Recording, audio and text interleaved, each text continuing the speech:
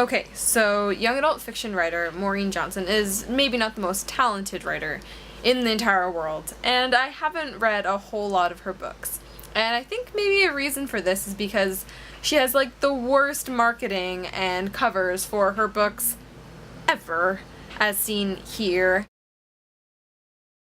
and here, and here, and here. But I do have to give Maureen a lot of credit because she started one of the coolest projects, I think, that I've seen in a while on the internet. And I think it probably has in part to do with addressing the apparent girliness of the covers of her books. The whole project sort of came into action when she tweeted, "I wish I had a dime for every email I got saying, please put a non-girly cover on your book so I can read it. Sincerely, a guy." And I mean, they've got a point. These covers totally scream chicklet, which is of course a term that I'm not really a fan of, but I can definitely understand why some sort of teenage guy wouldn't want to be seen wandering around the halls of his school with a Maureen Johnson book.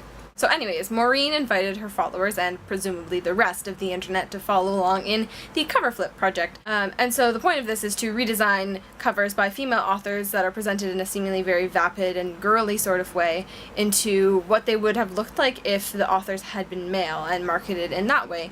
And something that's a little bit more maybe gender neutral or appealing to all people and not just women who don't have eyes and or apparently tops of heads. That seems to be an ongoing trend in young adult literature.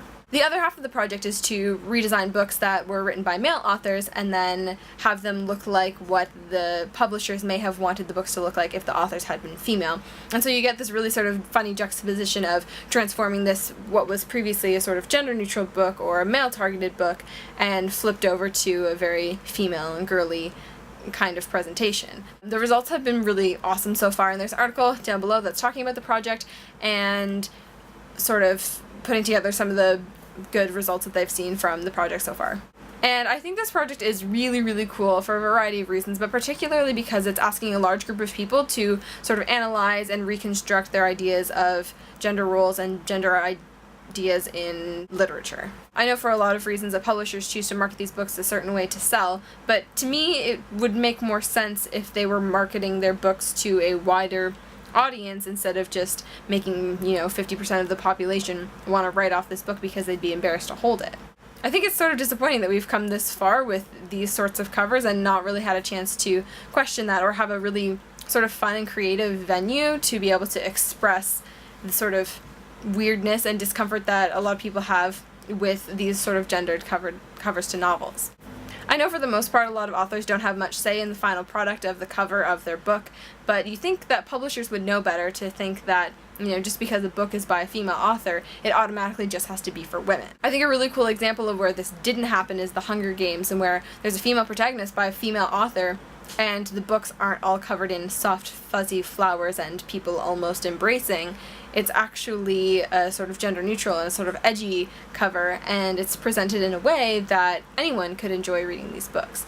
And I sort of wonder what would have happened or what the covers would look like if publishers had chosen to go with a more stereotypical female approach to presenting novels like so many other young adult authors have often had their books put through. And I also wonder how successful perhaps The Hunger Games would have been if that had been the case. I mean, we all know already that you can't judge a book by its cover, but there's a difference I think between judging the book by its cover and having a boy so embarrassed to be seen with this book that they won't pick it up in the first place. So I think that's a really cool exercise that's really pulling on people's creative energy, and Hannah, I'm really interested to hear what you have to say about this project on Thursday, and I will see you then.